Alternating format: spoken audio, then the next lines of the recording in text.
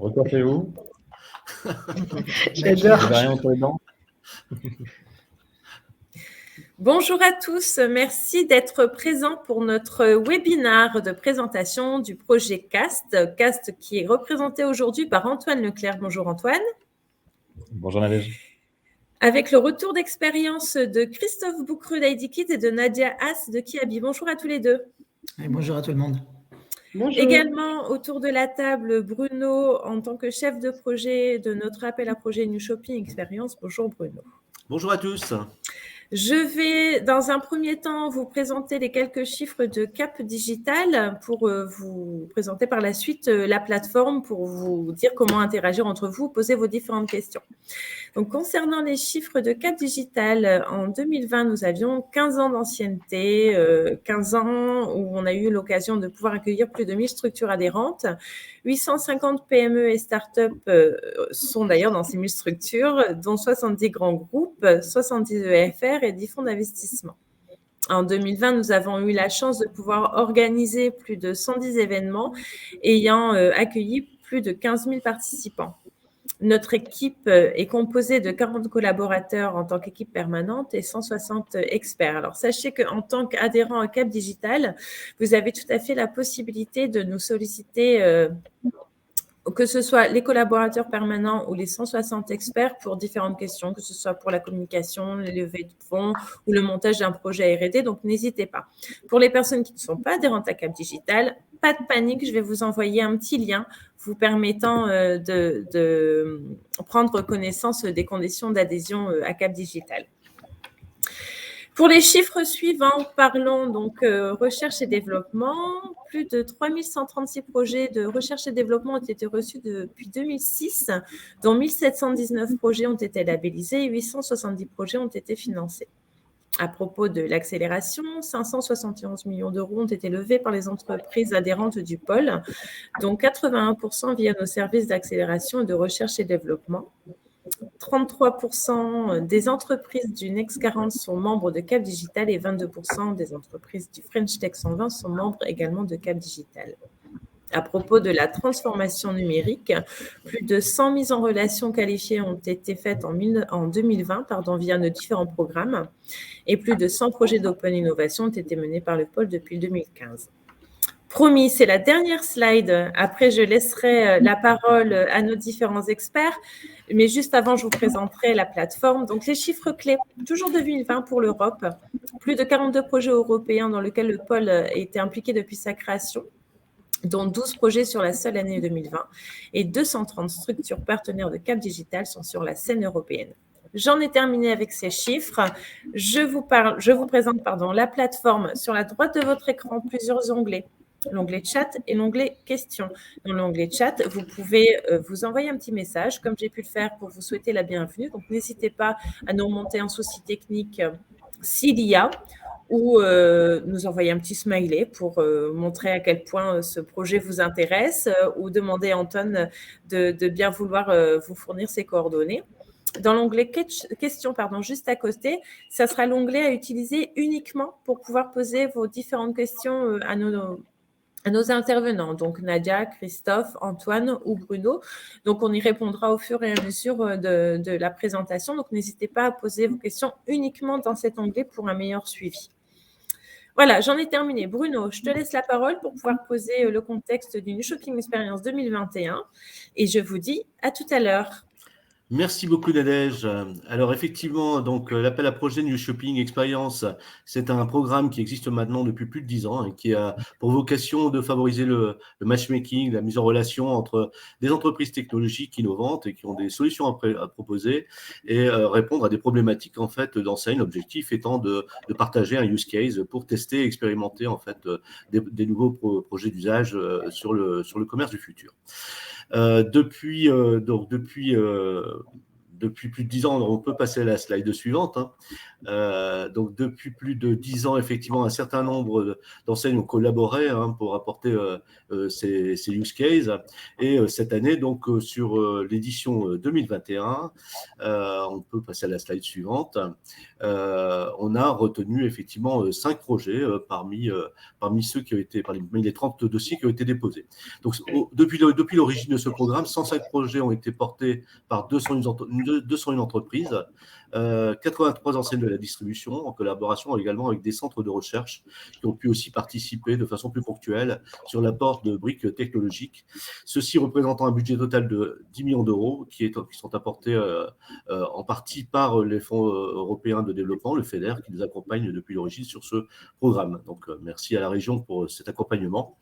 Au-delà de cet accompagnement en termes de R&D, l'objectif d'NSE, c'est également de donner la visibilité et donc de permettre une dissémination de ces projets à travers la France et l'Europe, puisqu'on a été présent effectivement sur de nombreux salons, Paris Retail Week, évidemment, Roshop à Düsseldorf, qui est aussi un salon emblématique, Retail Business Technology Expo à Londres et également au CES à Las Vegas.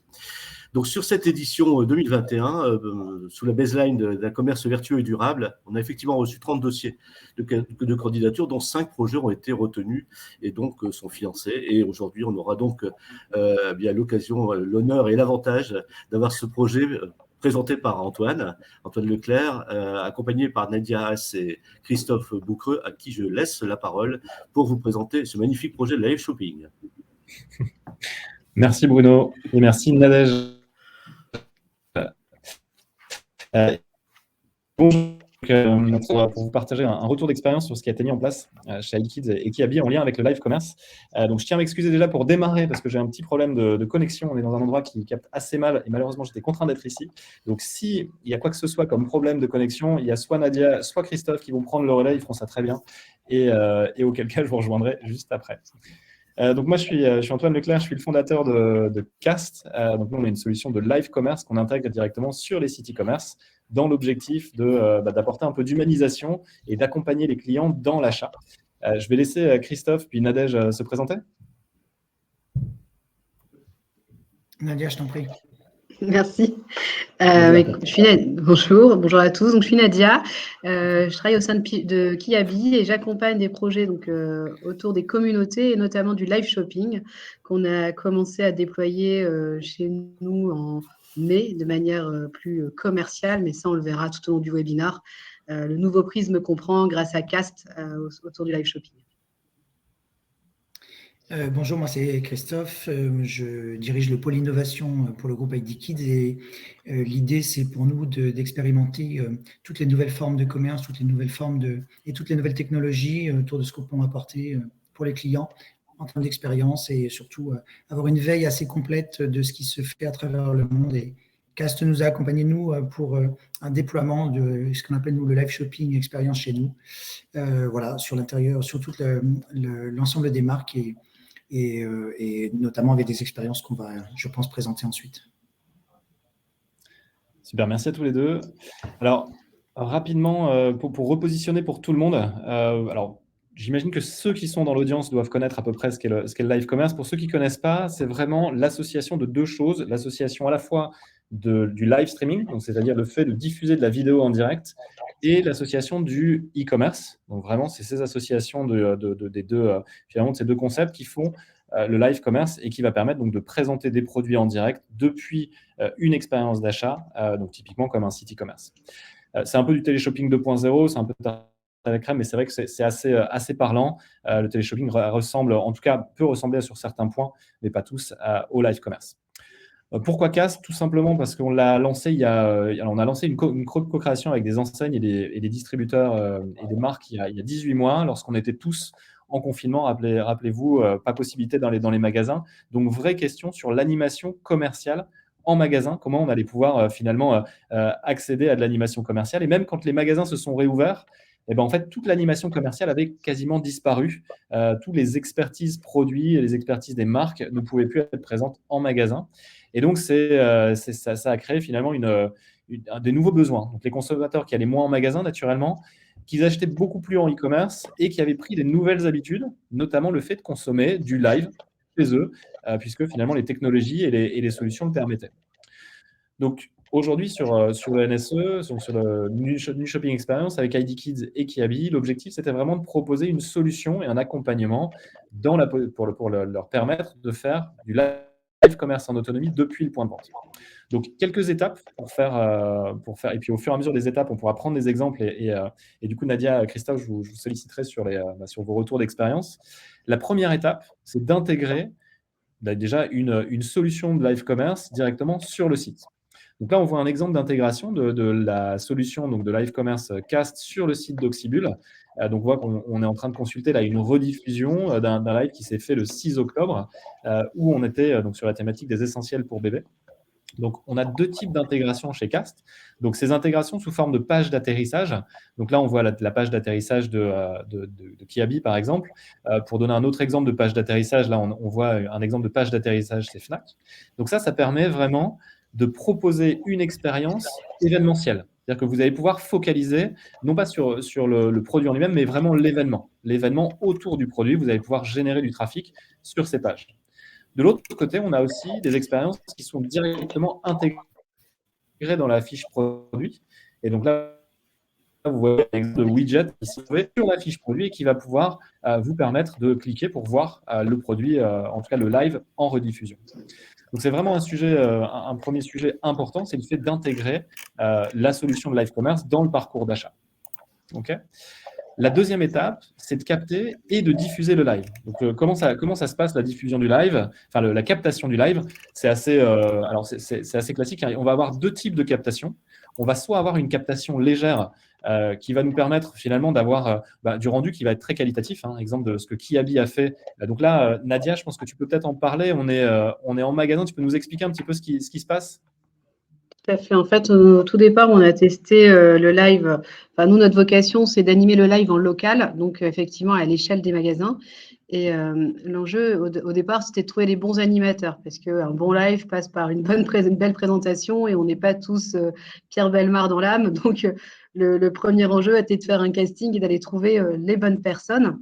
Donc, on a identifié des collaborateurs qui étaient déjà présents sur TikTok et Instagram.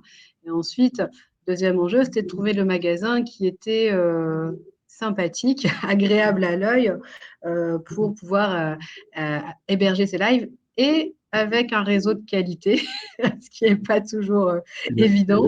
Donc, voilà, c'est comme ça qu'on est venu à sélectionner deux magasins qui sont à Ronc et à Villeneuve-d'Ascq.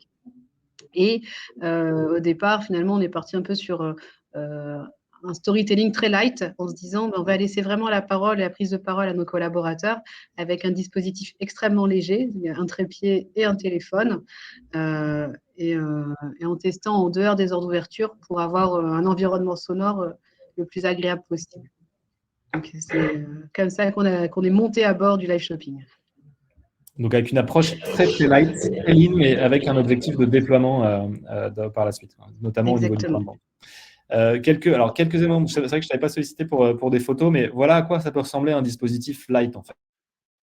Vous voyez, on est tout simplement sur, ça c'est ce qu'on a fait, c'était un des tout premiers lives qu'on avait fait pour Cultura, et c'était un live de test vraiment à l'époque, mais c'était assez emblématique parce que vous voyez, on était sur un trépied, là ils avaient décidé de rajouter des lumières pour bien voir, et c'est vrai qu'en général, la lumière est extrêmement importante. Éventuellement, on peut rajouter des micros, là on voit qu'on a un micro qui a été repositionné, vous voyez, au-dessus du live, au-dessus du téléphone, dans un objectif d'avoir un niveau de qualité sonore optimal, sachant que la qualité du son va faire 50% de la qualité du live. C'est vraiment extrêmement important. Si vous n'avez pas de son, les gens quitteront le live, ou en tout cas, si vous avez un mauvais son, les gens quitteront le live. Alors, juste peut-être en termes de synchro, pour revenir sur ces points-là, la captation légère, l'intérêt du dispositif, c'est son coût. D'accord ? Donc, c'est extrêmement peu coûteux finalement de juste installer un téléphone, et globalement, vous pouvez tous le faire. On conseille d'avoir une bonne optique et un bon son, donc ça, c'est quand même important. Mais après, il y a juste le téléphone et connecté à Internet avec une application qui permet la diffusion. La légèreté du dispositif, c'est-à-dire que le téléphone, vous pouvez l'installer n'importe où. Alors, encore une fois, il faut que l'environnement soit bon. On a déjà parlé du son et du coup, notamment le fait d'avoir un son, éviter les bruits ambiants. La facilité de mise en place, vous posez, vous allumez, c'est parti. Et l'autonomie. C'est-à-dire que vous n'avez pas spécifiquement à avoir d'experts techniques localement pour gérer ça. C'est conseillé, encore une fois, et on va le voir dans les points de vigilance, mais ça n'est pas indispensable. Donc, ce que ça va vous… Par contre, les points de vigilance, c'est pas d'expertise locale. S'il se passe quoi que ce soit en lien avec la captation, problème de son, problème de connexion, si vous n'avez personne en local, parfois ça peut vous faire des frayeurs, donc attention à ça. Limitation dans la prise de vue, vous allez être sur une captation, enfin une prise de vue. Éventuellement, vous pouvez bouger le téléphone. Et puis en général, on est quand même sur des niveaux, je ne sais pas si vous avez regardé déjà certains lives pris avec le téléphone, mais parfois on est sur des téléphones qui tremblent et des sons pas fameux. Là, avec Kiabi, c'était des choses sur lesquelles Nadia avait été extrêmement vigilante pour avoir justement un niveau de qualité optimal. Mais c'est des points de vigilance à avoir quand vous faites ça en solo. OK pour ça. Et alors, le deuxième moyen de… Je ne sais pas si Nadia, tu voulais rajouter quelque chose? Non, pour cette partie, c'est bien. Super. Et le deuxième point, c'est l'équipe de tournage. Vous allez pouvoir avoir effectivement une équipe de tournage sur place qui va vous permettre d'avoir, vous voyez ici, des prises de vue, voilà, des zooms par exemple, sur les petits objets. Typiquement, l'équipe de tournage, elle va vous permettre de zoomer sur des détails pour faire et d'avoir différentes prises de vue. Vous voyez, on peut souvent osciller entre plusieurs caméras, une prise de vue globale et une prise de vue vraiment en zoom. Christophe, tu veux peut-être nous… Je t'ai pas entendu, mais j'imagine que tu m'interpellais pour réagir sur ça. Alors, Christophe, je ne sais pas si tu veux nous présenter l'expérience auxiliaire. Oui, vas-y. Oui, tout à fait. Nous, on a choisi une captation un peu différente. On a choisi d'avoir une équipe un peu plus dimensionnée, entre guillemets, avec plusieurs caméras, et notamment, on avait un enjeu, nous, de détail des produits. On voulait vraiment montrer un certain nombre de points spécifiques de qualité ou d'usage des produits. On avait choisi de multiplier les caméras. Donc, on en avait, je crois, deux ou trois, je ne sais plus. Je crois que c'était, oui, c'est ça, sur les expériences shopping. Et effectivement, ça nous a permis, nous, de faire quelque chose d'assez qualitatif. On a choisi également de le faire au niveau, nous, du siège. On ne l'a pas fait au niveau du magasin. Pour une raison toute bête qu'on peut dévoiler, on avait un flux qui n'était pas suffisant pour avoir un live avec une expérience qualitative. Donc, on a choisi de rester bien au chaud au siège dans un studio qui nous permettait effectivement d'avoir une expérience un peu bonifiée, voilà, et pas dégradée.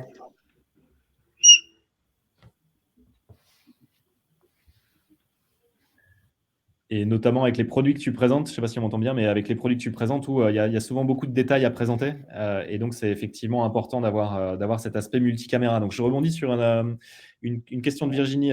Virginie, est-ce que vous préconisez le multicaméra? Alors, en général, oui. C'est quelque chose qui apporte quand même beaucoup dans la capacité qu'on va avoir en fait, à présenter les produits de la meilleure manière que ce soit. Maintenant, c'est si vous le pouvez. Le multicaméra va souvent vouloir dire que vous allez avoir une équipe technique derrière ou à minima une personne qui va pouvoir opérer ces caméras. Et ça veut dire que cette personne va être en capacité de gérer. Donc, voilà, chez Auxibul, il y a une personne qui est vraiment experte sur le sujet et qui peut du coup gérer, éventuellement traiter les problèmes s'il y en a, et c'est possible qu'il y en ait sur différents aspects. Mais effectivement, le multicaméra va apporter beaucoup en termes d'expérience. Tout à fait. Merci Virginie pour la première question. OK. Un exemple, alors je ne sais pas si on va pouvoir le voir avec la qualité de connexion que j'ai ici. Voilà, je ne sais pas si vous voyez bien l'écran, mais là, on a un exemple d'équipe technique qui arrive en magasin. Donc, on n'est pas chez Auxibul, mais on est chez Fnac. Et vous voyez un petit peu la typologie d'installation qu'on va avoir. On va avoir du matériel vraiment souvent de professionnels. Nous, on fait appel à un écosystème où on a des partenaires qui vont venir tout simplement positionner leurs équipements et leurs expertises pour faire la captation. Donc, on va être souvent sur plusieurs caméras. On va être sur une régie. Donc, vous voyez la régie là, qui est sur la table. Si on prend une petite pause, on a une régie, on va avoir des micros. Donc, on a des gens qui vont avoir des micro-cravates, ce qui est extrêmement important. On en voit un là, un petit, pour avoir un maximum de fluidité et de qualité pour le live. Et puis ensuite, ça se retrouve directement diffusé sur le site e-commerce.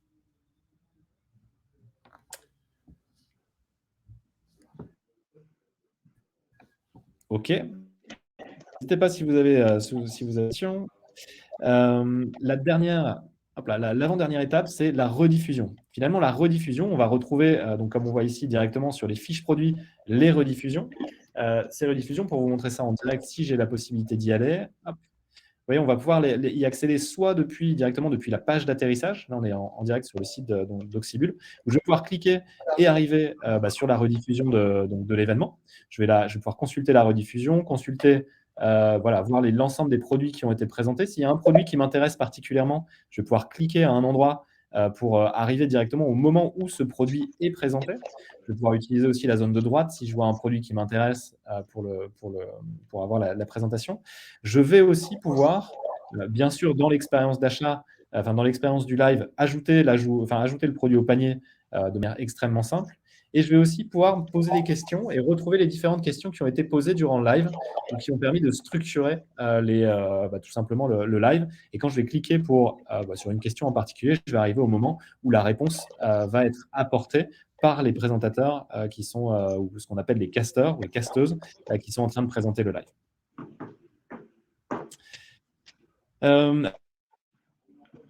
Alors, la répartition entre le live et la rediffusion, alors ça, c'est souvent assez variable. Ça va dépendre de la capacité que vous aurez eue à communiquer au moment du live pour drainer un maximum de trafic sur votre live.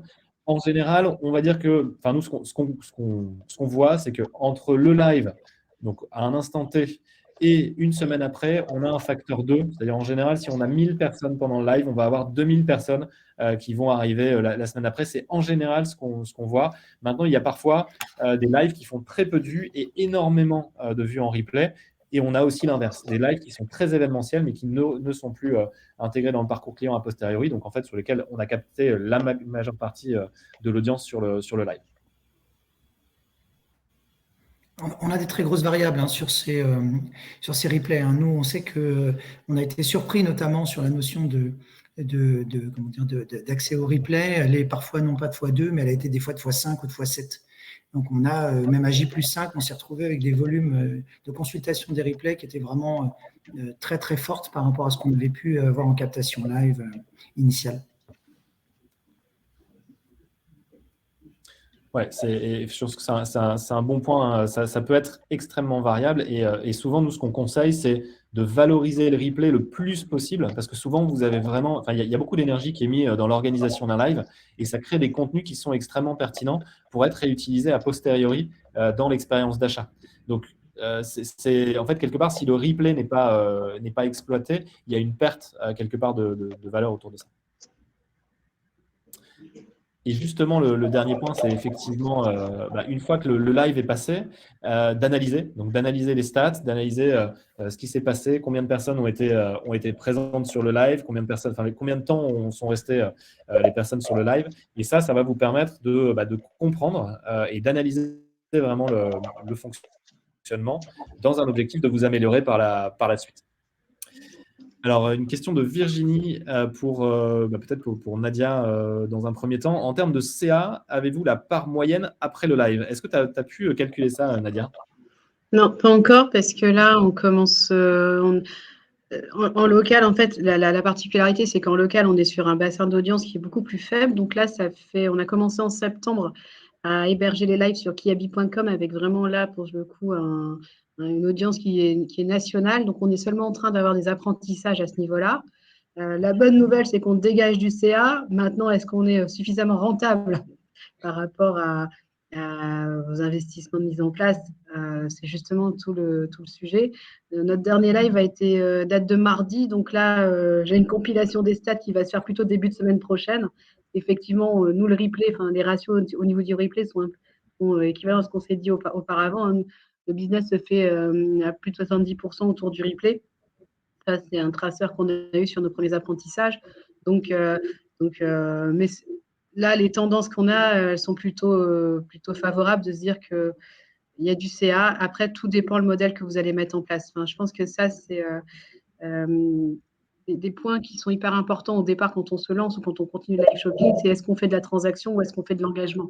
Là, typiquement, on a l'exemple vous avez les deux acteurs qui positionnent le curseur différemment à date sur les lives qu'ils présentent. Et après, c'est de se dire, par rapport à ces enjeux-là, quels sont les moyens qu'on met réellement en place.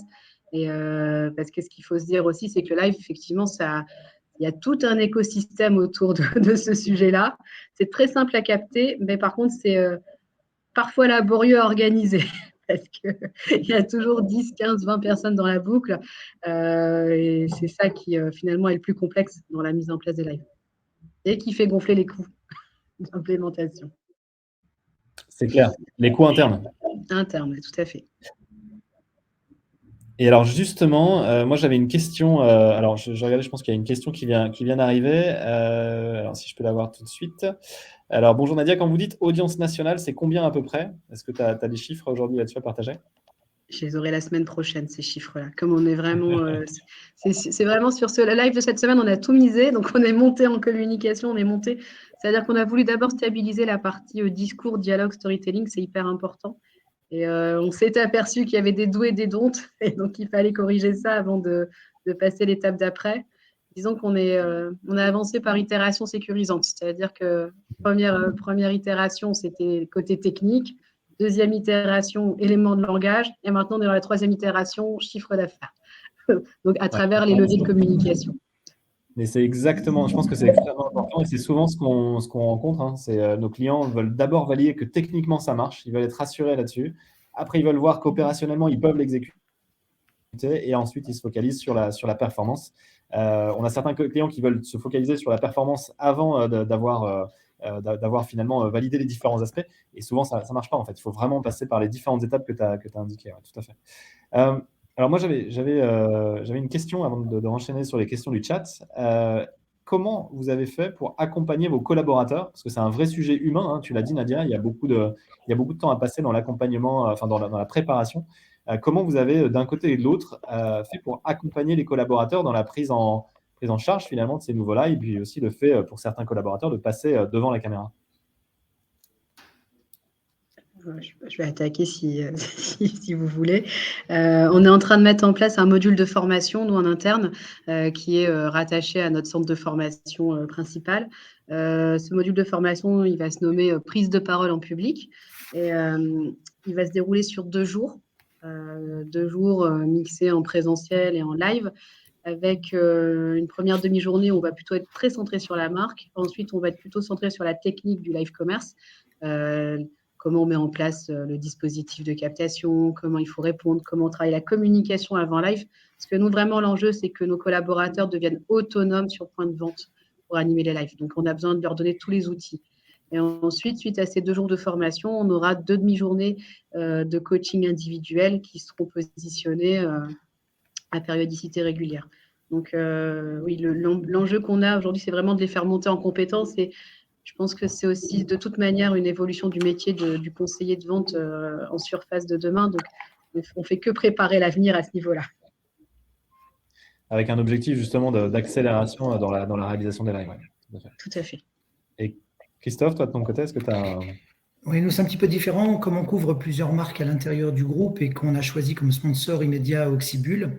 Donc, l'idée à l'origine, c'était d'expérimenter 4 lives très spécifiques sur lesquels on venait mettre des différences, c'est-à-dire avec influenceuse, sans influenceuse, à des horaires différents, sur des jours différents. Et ensuite, l'idée, c'est de le déployer sur l'ensemble du groupe en mettant en place une équipe d'experts par marque, c'est-à-dire toujours une personne qui soit en capacité d'intervenir sur la captation et une personne qui soit en capacité d'intervenir sur l'animation. Toujours encadré, si on peut, soit d'un chef de produit, soit quelqu'un qui est référent sur ce qui est présenté, notamment quand on parle du tout petit et de toute la partie puériculture, par exemple. Donc, à terme, ce qu'il nous faut, nous, c'est des ambassadeurs formés sur chacune des marques en capacité de pouvoir mettre en œuvre très rapidement un live pour sa marque, dans la durée, dans le temps, suivant un planning qu'on aura défini ou que la marque aura défini. Voilà, c'est un peu ce côté un peu industrialisation. C'est vrai qu'on a commencé, nous, plutôt par se sécuriser, comme disait Nadia, et c'est véritable. On est dans des étapes où on sécurise déjà la techno, on sécurise déjà un peu, je dirais, en interne, l'intérêt et la volonté qu'ont chacun d'avancer sur ces sujets-là. Et ensuite, on va vers la rentabilité. En tout cas, on essaye. Donc voilà, donc on l'a construit comme ça. Je voulais juste revenir sur un point. Je ne donnerai pas plus de détails parce que je ne peux pas, mais nous, dès les premiers lives, on avait des variations de vente de plus 35 à plus 90% pour les produits. Donc, je précise pourquoi pour les produits, parce qu'on en présentait généralement entre une dizaine à peu près et qu'on avait des variables d'évolution de vente à périmètre constant de cet ordre-là. Voilà.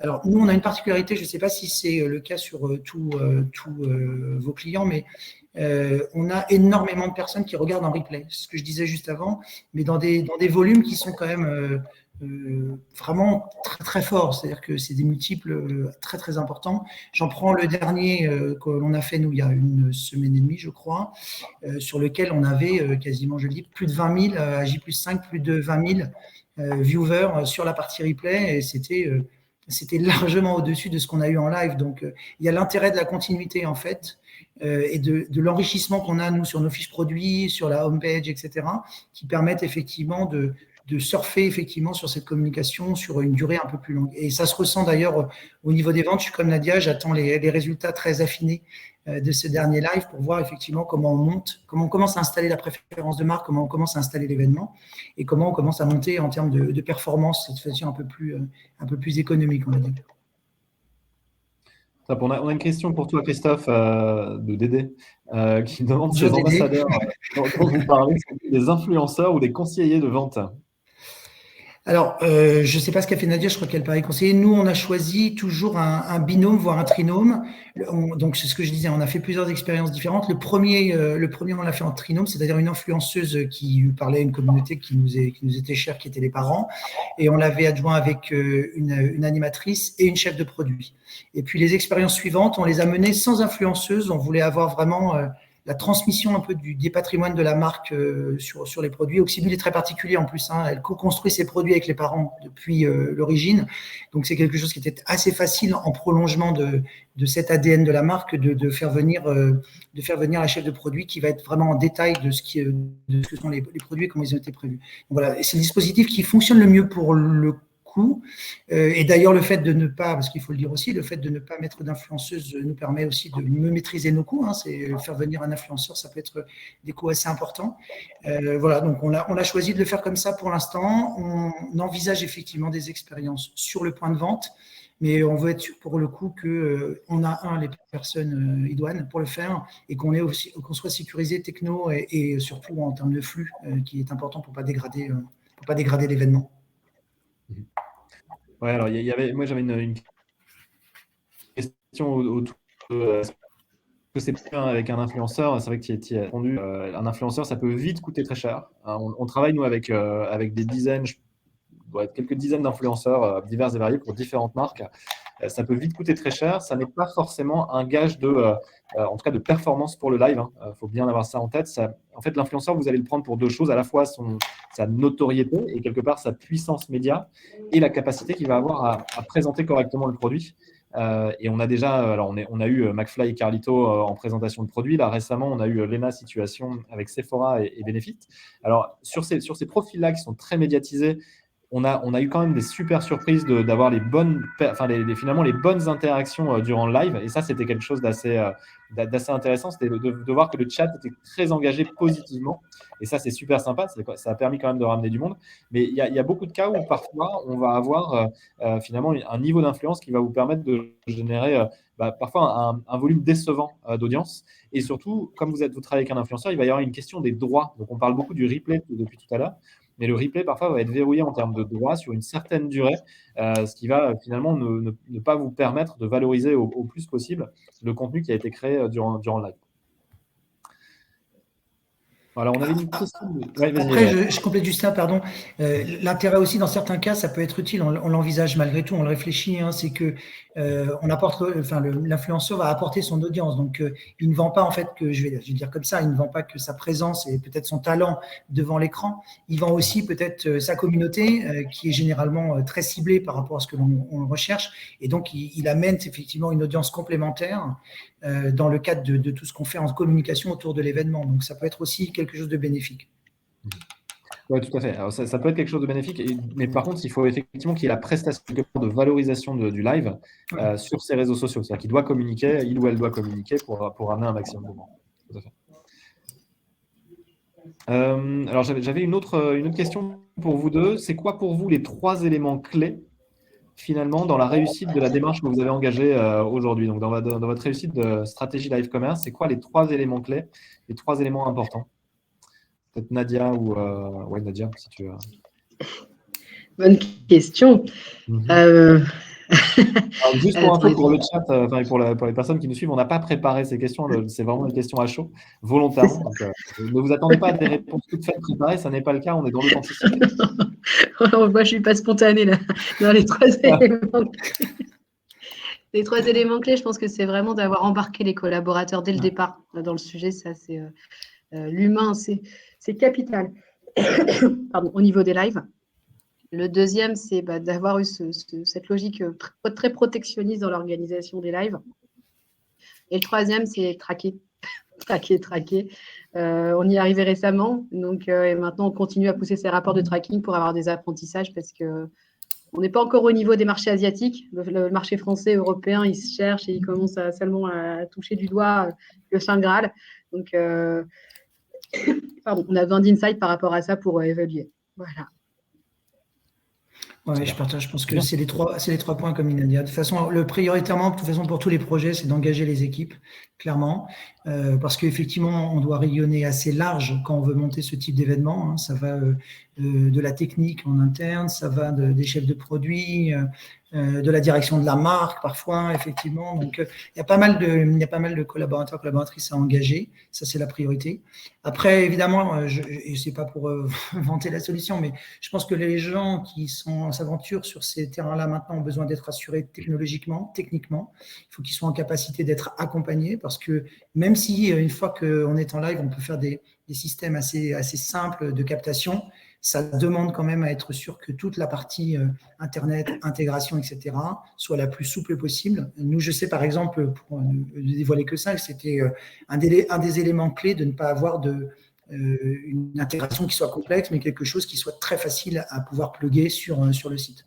Donc ça, c'est le deuxième point. Et puis comme dit Nadia, après, à terme, de toute façon, on vise un peu ce que visent des gens comme Taobao et consorts en Chine, c'est-à-dire qu'on va viser de la performance après, soit l'engagement, soit du chiffre d'affaires, soit les deux. Et c'est quelque chose qu'on jugera sur la durée de cette façon-là. Donc, voilà. Et je pense qu'il faut expérimenter au maximum aussi. On voulait écrire un storyboard qui était très très clair au démarrage et puis on a décidé de ne pas le faire. Et au contraire, de faire de l'itération, je dirais live après live, en se disant voilà, ça n'a pas bien fonctionné. Comment on change cet élément-là et comment on fait vivre autrement l'expérience. Ça a bien fonctionné, on considère que c'est dans les acquis. Et au fur et à mesure de ça, je pense qu'on monte en qualité, on monte en expérience et on est capable d'améliorer live après live l'expérience qu'on fait partager à nos clients. Top. Alors, on arrive à la fin là, du webinaire. Hein. On a déjà, je pense, un peu dépassé le temps alloué. Et donc, je vous propose qu'on clôture. Vous le voyez ici, hein, il y a des impacts qui sont étudiés et qui sont logiques, hein, finalement, du live commerce, l'augmentation potentielle de l'audience, des taux de transformation, du panier moyen, dans un objectif d'augmentation du chiffre d'affaires. Mais ça n'est pas. Alors, autant ça peut paraître mécanique et logique, mais ça dépend quand même, non pas uniquement de la solution que vous allez déployer sur le site, mais de piliers importants, comme l'offre que vous allez proposer, la capacité que l'offre va avoir à être attractive, la présentation, les personnes qui vont présenter, qui vont devenir quelque part les porte-parole du produit ou de la solution, bien sûr l'audience que vous allez driver et à laquelle vous allez communiquer, et enfin l'intégration dans le parcours client pour rendre simple la consommation des lives et la conversion sur votre site. Ça, c'est des points vraiment 4 points clés qui vont vous permettre de driver audience de compagnie. Mais encore une fois, gardez en tête que ça n'est pas juste parce que vous déployez une solution de live commerce que vous allez avoir un impact, en tout cas un impact immédiat. Avant de clôturer, je voulais vous demander, du coup, Christophe et Nadia, peut-être un conseil que vous donneriez à ceux qui sont dans l'audience pour ceux qui souhaitent se lancer dans le live commerce. C'est quoi le conseil que vous leur donneriez pour leur permettre de se lancer dans les meilleures conditions? Persévérer. Persévérer parce que voilà, il y a comme le fait de devoir fédérer, le fait de devoir convaincre, le fait de ne pas avoir d'insight, mais il faut avoir beaucoup de conviction pour embarquer tout ce petit monde et continuer à itérer et à un moment ça va décoller, ça j'en suis certaine. Moi, je dirais choisissez le bon partenaire, non pas pour le renvoyer vers vous, mais simplement parce que les solutions sont tellement maintenant solides, stables, que tout se fait après dans l'accompagnement. Donc, que vous soyez en capacité, vous et les autres solutions qui existent, d'être en capacité non pas simplement de nous mettre en accès toute la techno et la simplicité que c'est en termes d'intégration, mais certainement de partager l'expérience et de nous accompagner au mieux pour qu'on fasse monter cette nouvelle forme de commerce, parce que, enfin, je parle pour l'Europe en tout cas, hein, puisque c'est très développé par ailleurs, mais voilà, être en capacité d'aller loin, d'aller fort, et puis effectivement, ça sera durable et pérenne que si on arrive effectivement à un ROI, on en reparle, hein, on y revient toujours, mais qui soit à un moment qui soit équilibré et qui nous permette effectivement de valoriser ce qu'on met en place. Super. Écoutez, moi, il me reste à vous remercier tous les deux d'avoir accepté de participer à ce webinaire, de remercier l'audience pour les questions très pertinentes qui ont été posées, et puis de redonner la main à Nadège et Bruno pour la clôture de ce webinaire. Merci à tous. Merci beaucoup Antoine, merci Nadia, merci Christophe. Donc, pour ma part, je vais vous présenter les prochains événements. Donc, Antoine, si tu peux passer à la slide suivante. Merci beaucoup. Donc, tout comme Antoine pour Cast, Sublissime, Kenesoft et Rodeo ont également eu leur temps de parole pour présenter leurs solutions, mais Memoracar ne l'a pas encore fait. Donc, sachez que la présentation de sa solution aura lieu la semaine prochaine, jeudi de la semaine prochaine, sur le support qui vous sera envoyé à la fin de cette présentation. Le lien, il sera inscrit. Vous allez pouvoir cliquer directement dessus. Sachez également, Antoine, tu peux passer les 2 prochaines. Sachez également que nous participons au salon Connect Lille, donc, qui est un événement incontournable du nord de la France. Il y aura plus de 300 dirigeants du retail et des acteurs technologiques, donc vous pouvez toujours vous inscrire en ligne, pareil. Le lien sera sur le support qui vous sera communiqué à la fin de la présentation. Vous y retrouverez également un corner de nos 5 lauréats NSE, ainsi que 3 autres sociétés PME en plein essor dans les Hauts-de-France. Donc, n'hésitez pas à nous rejoindre directement sur le salon. Tout comme tu l'as remise en arrière, Antoine, tu peux remettre la prochaine slide. Donc, on est à votre écoute, Mélanie, concernant l'administratif, moi-même pour la communication, Bruno pour les projets R&D et Pierre également pour les projets R&D, mais en tant que directeur du bureau de Lille. Donc, n'hésitez pas à nous contacter directement. On sera un plaisir de répondre à l'ensemble de vos questions. Bruno, je ne sais pas si tu avais encore un petit mot. Oui, simplement pour conclure, je voudrais d'abord remercier Nadège pour l'organisation de ce webinaire et puis tous les trois, hein, Nadia, Christophe et Antoine pour l'animation de ce webinaire. C'était vraiment bien, une belle participation aussi du public. Donc, merci à tous. Alors, je pense que ce projet, effectivement, a montré également que on est en capacité, on va dire, de développer une véritable expérience client, hein, pour le coup, parce qu'on a parlé beaucoup de technique, mais je pense que ça, c'est aussi important. En tout cas, merci encore à tous pour votre participation à ce webinaire, et à très bientôt, peut-être sur Connect Lille. Voilà. Bonne journée à tous. Bonne journée. Au revoir. Au revoir. Merci, Au revoir. bonne journée.